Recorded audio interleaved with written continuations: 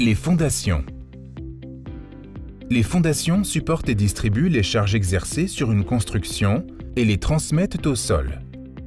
La profondeur et les dimensions des fondations dépendent du type de sol.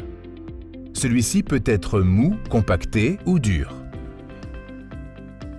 Plus le sol est mou, plus les fondations doivent être larges. Semelles filantes en béton armé. Les semelles filantes sont essentielles pour les sols mous et recommandées par les autres types de sols. On les construit de la manière suivante. L'armature de la semelle est placée sur le béton maigre pour être bien enrobée dans le béton. Il ne faut pas oublier d'utiliser des séparateurs.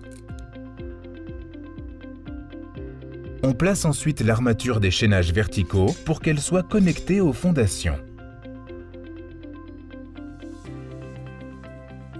Fondation en béton cyclopéen.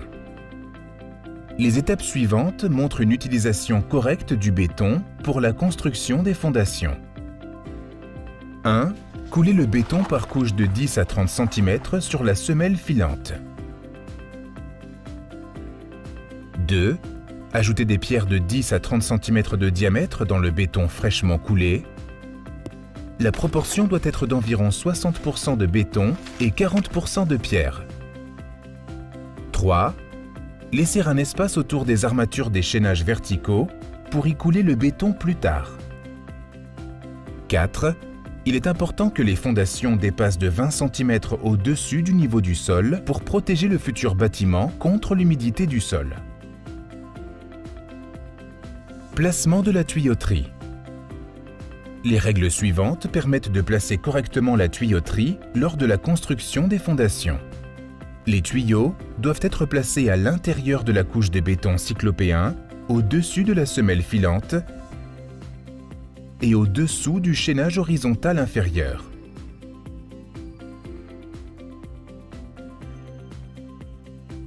Les tuyaux doivent toujours être situés à l'extérieur des chaînages verticaux et autres renforts en béton.